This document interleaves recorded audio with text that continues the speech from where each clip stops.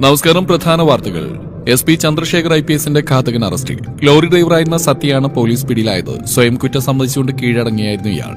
മുൻവൈരാഗ്യമാണ് കൊലപാതകത്തിന് പിന്നിലുള്ള കാരണമെന്ന് അന്വേഷണ ഉദ്യോഗസ്ഥൻ ACP ആയുഷ് വർമ്മ വ്യക്തമാക്കി. ഹോസ്പിറ്റലിൽ സ്ഥാപിച്ചിരിക്കുന്ന TV വഴി കാണുന്ന വാർത്തയിലേക്ക് ഒരു ഞെട്ടലോടെ നോക്കിയിരുന്നു പോയി ഇന്ദ്രൻ. ചുണ്ടുകൾ അറിയാതെ ആ പേര് ഉരുവിട്ടു പോകുമ്പോൾ സ്ക്രീനിൽ തെളിഞ്ഞു കാണുന്ന സത്യയുടെ ചിത്രത്തിലേക്ക് അയാൾ ഒരു ഞെട്ടലോടെ നോക്കിപ്പോയി. അവരെ ഒന്ന് ചെയ്യരുത്. അലറി വിളിച്ച് കരയുന്ന രണ്ടുപേരുടെ കരച്ചിലിനൊപ്പം കാതിൽ മുഴങ്ങി കേൾക്കുന്ന യാചന നിറഞ്ഞ മറ്റൊരു സ്വരം. ശക്തമായ മഴയിൽ അലിഞ്ഞില്ലാതെയായ രണ്ട് സ്ത്രീകളുടെ കരച്ചിൽ. അമ്മയുടെ ചൂടിൽ നിന്നും പിടിച്ചു വലിച്ചു കൊണ്ടുപോയൊരു കുഞ്ഞിന്റെ അലറി കരച്ചിൽ. ചെയ്തു കൂട്ടിയ പാപങ്ങൾ ഒന്നിച്ച് മനസ്സിലേക്ക് ഇരമ്പി വന്നതും ശ്വാസമെടുക്കാൻ പോലും മറന്നുകൊണ്ട് അയാൾ തറഞ്ഞിരുന്നു പോയി. അളിയാ. മാധവൻ വന്ന് തട്ടി വിളിച്ചതും ഇന്ദ്രനൊരു ഞെട്ടലോടെ അയാളെ നോക്കി. മാധവന്റെ നോട്ടവും TV സ്ക്രീനിൽ വീണ്ടും വീണ്ടും കാണിക്കുന്ന വാർത്തയിൽ തന്നെയായിരുന്നു.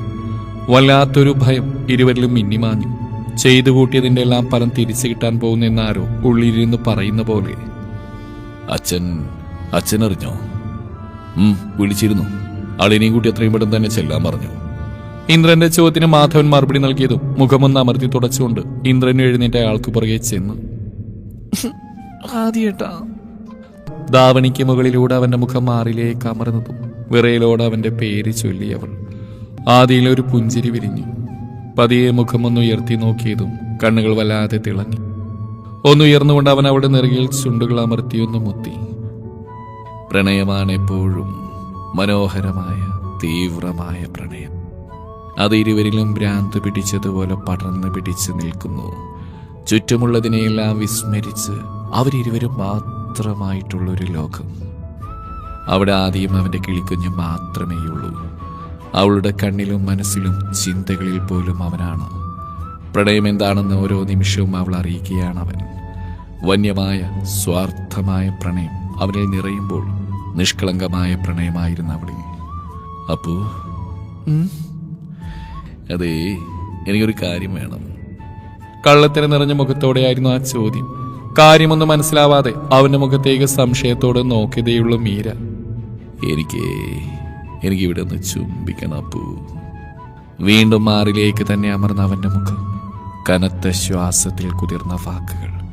ശരീരം കുഴഞ്ഞു പോകുന്നത് പോലൊരു തളർച്ച. ഉടലൊന്നാകെ കുളിര് കോരുന്ന പോലെ. പ്ലീസ്, അത്രയും കൊത്തിയായിട്ടല്ലേ പൊന്നെ. വീണ്ടും ആ ശബ്ദം.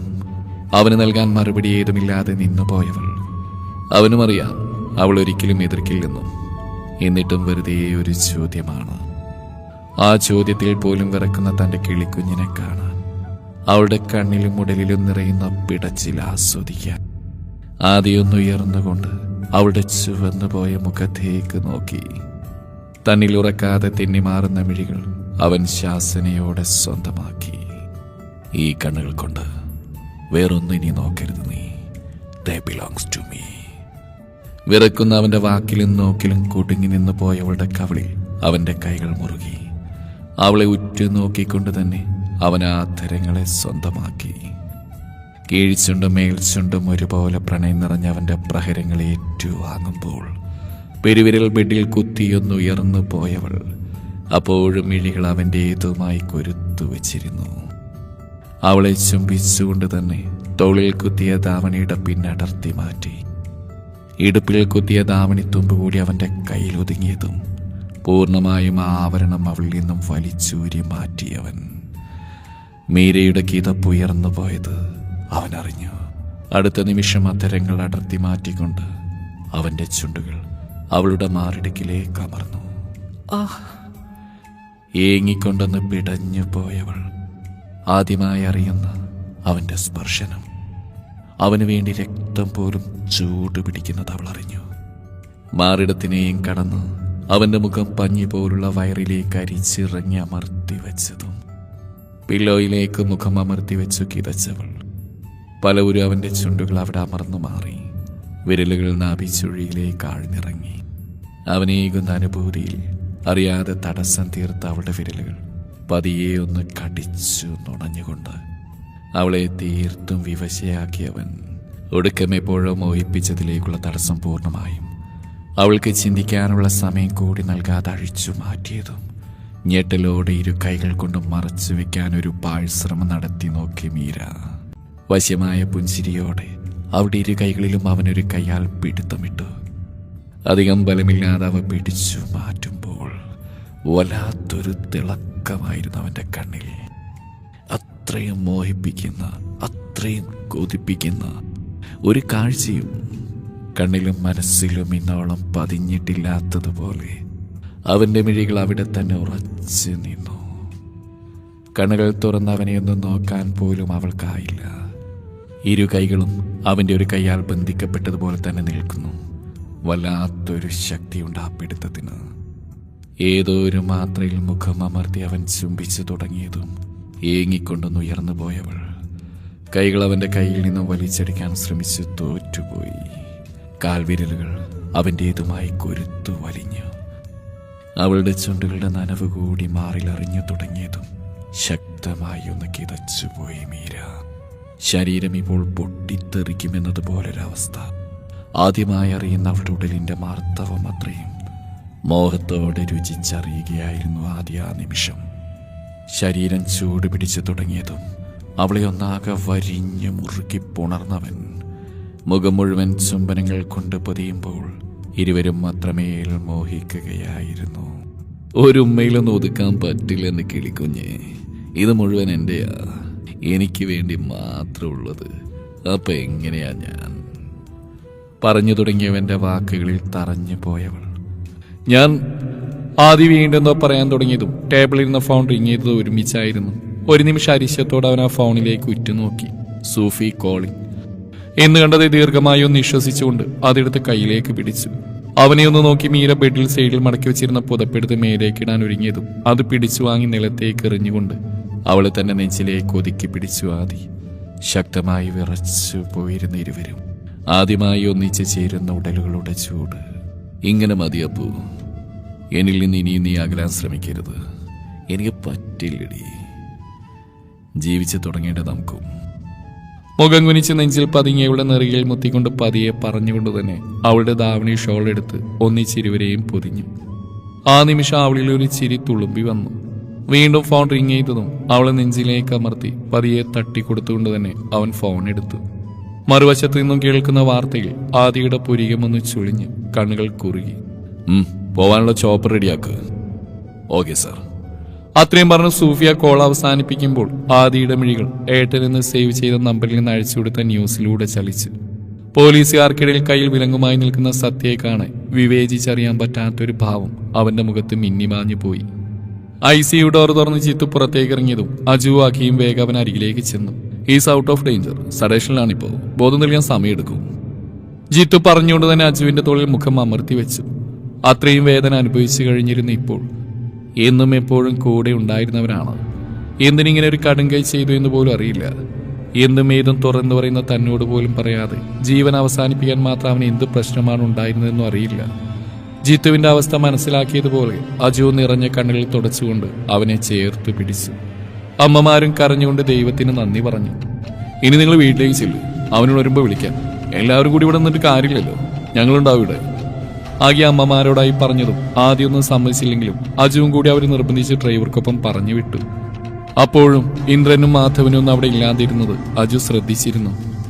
നമ്മളിനി എന്ത് ചെയ്യുക? ആ പെണ്ണ് ചന്ദ്രശേഖരന്റെ വളർത്തുമകളാണെന്ന് മനസ്സിലായ അന്ന് തന്നെ അതിനെ കൊന്നുകളഞ്ഞാൽ മതിയായിരുന്നു. ഇതിപ്പോ പറഞ്ഞു പൂർത്തിയാക്കാനാവാതെ ഇന്ദ്രൻ മുഖം കുനിച്ചിരുന്നു. ഞാൻ അന്നേ പറഞ്ഞതാ ആദിയുടെ കല്യാണം ദയവായിട്ട് നടത്തിവെക്കാൻ. ഇതിപ്പോ ആദി സത്യങ്ങളെല്ലാം തിരിച്ചറിഞ്ഞ. മാധവിന് അസ്വസ്ഥതയോടെ തലതടവി. സത്യക്ക് ഒരിക്കലും ഇങ്ങനെയൊന്നും തനി ചെയ്യാനാവില്ല. അതിനർത്ഥം അവനെ വേറെ ആരെങ്കിലും സഹായിക്കുന്നുണ്ടെന്നാണോ? വിശ്വൻ തന്റെ സംശയം 3 പേരോടുമായി ചോദിച്ചു. അവർക്ക് അതിനുള്ള ഉത്തരം അറിയുമായിരുന്നില്ല. വർഷങ്ങൾക്ക് മുമ്പേ നടന്നൊരു കാര്യം. ചന്ദ്രശേഖർ കൊല്ലപ്പെട്ടു എന്നറിഞ്ഞിട്ട് പോലും സ്വപ്നത്തിൽ പോലും ചിന്തിച്ചിരുന്നല്ല അയാളുടെ കൊലയാളി സത്യമായിരിക്കുമെന്ന്. ഇങ്ങനെ ഒരാൾ പകയും പ്രതികാരമായിട്ട് വർഷങ്ങളായിട്ട് കാത്തിരിക്കുന്നുണ്ടാവുമെന്ന്. നിന്റെ ഒരു നിർബന്ധം കൊണ്ടാണ് ഇന്ദ്ര. സീതയെ ഒരു മുഴുഭ്രാന്തിയായി കാണാൻ നിനക്ക് സാധിക്കില്ലെന്ന് പറഞ്ഞുകൊണ്ട് മാത്ര.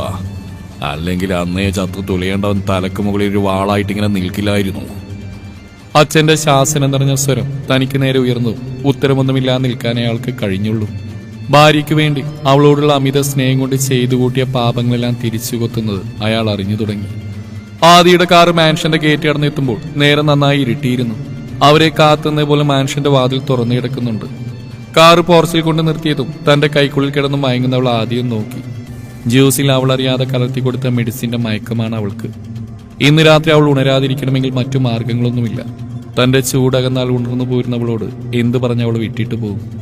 ആദിയുടെ കണ്ണുകൾ നിറഞ്ഞു. മുഖം കുനിച്ചാ നെറുകയിൽ ചുണ്ടുകൾ അമർത്തി വെച്ചവൻ ഏറെ നേരം.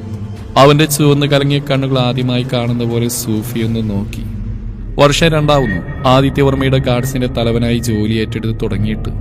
അവനു വേണ്ടി കൊല്ലാനും ചാവാനും മടിയില്ലാത്ത ചാവേറുകളായിരുന്നു അവന്റെ പടയാളികൾ. സൂഫിയാണ് എല്ലാവരെയും കൺട്രോൾ ചെയ്ത് ആദിയുടെ ഇൻസ്ട്രക്ഷൻസ് ഒക്കെയും ഫോളോ ചെയ്യുന്നു. ഡോറ് തുറന്ന് പുറത്തേക്കിറങ്ങി മയങ്ങിക്കിടക്കുന്നവളെ ഇരു കൈയിലുമായി വാരിയെടുത്ത് നെഞ്ചിലേക്ക് ചേർത്തവൻ. നിഷ്കളങ്കമായ അവളുടെ മുഖത്തേക്ക് നോക്കുന്തോറും ഉള്ളം എന്തിനോ വിങ്ങി. അവളോട് ചെയ്യുന്നൊക്കെയും ശരിയാണോ എന്ന് ഉള്ളിലിരുന്ന് ആരോ ചോദിക്കുന്ന പോലെ. ന്യായീകരിക്കാൻ ഒരുപാട് കാരണങ്ങളുണ്ട്. എന്നിരുന്നാലും അവളായിട്ടൊന്നും ചോദിക്കില്ലെന്ന് ഉറപ്പുള്ളതുകൊണ്ട് മനഃപൂർവ്വം അവളുടെ ആ സ്വഭാവത്തെ മുതലെടുക്കുകയാണെന്നൊരു തോന്നൽ. കുറ്റബോധം. ഷോൾഡറിൽ മുഖമൊന്ന് അമർത്തി തുടച്ചുകൊണ്ട് അവളുമായി മുന്നോട്ട് നടന്നു ആദി. താഴെ ഒരു കാർ വന്ന് നിൽക്കുന്ന ശബ്ദം കേട്ടതും ആൻഷ്യസ് സ്റ്റെയർ ഇറങ്ങി താഴേക്ക് വന്നു. സമയം 11 കഴിഞ്ഞിട്ടുണ്ട്. ഈ നേരത്തെ ഇതാരാ എന്നുള്ള ചിന്തയായിരുന്നു അവനിൽ. സ്റ്റെപ്പ് ഇറങ്ങി താഴെത്തിയതേ ലിവിംഗിലായി ആരെയോ പ്രതീക്ഷിച്ചെന്ന പോലെ ഇരിക്കുന്ന രുദ്രനെയും തുറന്നിട്ട വാതിലേക്ക് അവനൊരു സംശയത്തോടെ നോക്കി നിന്നു. ഏട്ടാ, ആൻഷി രുദ്രനെ വിളിച്ചെന്തോ ചോദിക്കാനൊരുങ്ങി. അടുത്ത നിമിഷം രാത്രിയുടെ നിശബ്ദതയിൽ ഉയർന്നു കേൾക്കുന്ന ബൂട്ടിന്റെ ശബ്ദം കാതിലേക്ക് പതിച്ചതും അവന്റെ നോട്ടം അവിടേക്കായി. വാതിൽ കടന്നുള്ളിലേക്ക് കയറി വരുന്നവനെ കാണെ ഒരു നിമിഷം ഞെട്ടിലോടെ തറഞ്ഞു നിന്നുപോയവൻ. ഒരിക്കലും പ്രതീക്ഷിക്കാത്തൊരതിഥി, അതും തങ്ങളുടെ ജീവനായവളെയും കൊണ്ടുവന്ന് മുന്നിൽ നിൽക്കുന്നു. ആദിയെയും അവന്റെ കൈൻ്റെ ഉള്ളിൽ ബോധമില്ലാതെ കിടക്കുന്ന മീരയും കാണെ ശ്വാസമെടുക്കാൻ പോലും മറന്നു നിന്നുപോയി.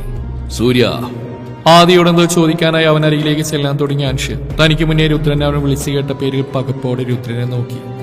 തന്നെയും തന്റെ നോട്ടത്തെയും പോലും കാണാതെ മീരയ്ക്കും ആദിക്കും അരികിലേക്ക് പോകുന്ന ഏട്ടനെ നോക്കി തലയിൽ എന്തോ കൊണ്ട് അടിച്ചതുപോലെ ഒരു അവസ്ഥയിലായിരുന്നു അൻഷ്. താൻ കേട്ട തെറ്റിപ്പോയെന്ന് പോലും കരുതിയവൻ. വാ മോളെ ആ റൂമിലേക്ക് എടുത്തു ആദിയോടായി പറഞ്ഞുകൊണ്ട് അവനെയും കൂട്ടി താഴെയുള്ള റൂമിലേക്ക് കൊണ്ടുപോയി രുദ്രൻ. എല്ലാം കണ്ടും കേട്ടും കാര്യമൊന്നും മനസ്സിലാവാതെ നോക്കിക്കൊണ്ട് അൻഷ അവിടെ തന്നെ നിന്നു. ബെഡിലേക്കായി പതിയെ അവളെ കിടത്തിക്കൊണ്ട് ഒന്ന് പുതപ്പിച്ചു കൊടുത്തു ആദി. ഇരുവരെയും നോക്കി മാറി നിന്നതേയുള്ളൂ രുദ്രൻ. മുന്നിൽ നിൽക്കുന്നവന്റെ മനസ്സിൽ എന്താണെന്ന് അവൻ അറിയാം. കുറച്ചു നേരമാണെങ്കിൽ കൂടിയും അവളെ പിരിഞ്ഞു നിൽക്കേണ്ടി വരുന്നതിന്റെ വേദന. അപ്പു എത്രമാത്രം അവനിൽ വെയിലുറച്ചു പോയെന്ന് ഈ ഒരു നിമിഷം കൊണ്ട് തന്നെ രുദ്രന് മനസ്സിലായിരുന്നു. സോറി, വേഗം വരാട്ടോ. ഒരിക്കൽ കൂടി അവളുടെ നെറുകയിൽ ചുംബിച്ച് പറഞ്ഞുകൊണ്ട് അവൻ അകന്നു മാറി. മുഖമൊന്ന് അമർത്തി തുടച്ചുകൊണ്ട് നോക്കിയതും കണ്ടു കണ്ണു നിറച്ച് വാതിൽക്കൽ തന്നെ നിൽക്കുന്നവനെ. ആദിയുടെ ആ പേര് പറയുമ്പോൾ അൻഷിന്റെ നോട്ടം അത്രയും ബെഡിൽ കിടക്കുന്നവളിലായിരുന്നു.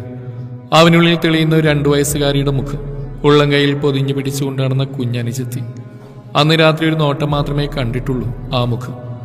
അവൾക്കരിയിലേക്ക് ചെല്ലാനും അവളെ ചേർത്ത് പിടിക്കാനുമൊക്കെ തോന്നുന്നുണ്ടെങ്കിൽ പോലും അൻഷിനെ ചലിക്കാൻ പോലും ആയില്ല എന്നുള്ളതാണ് സത്യം.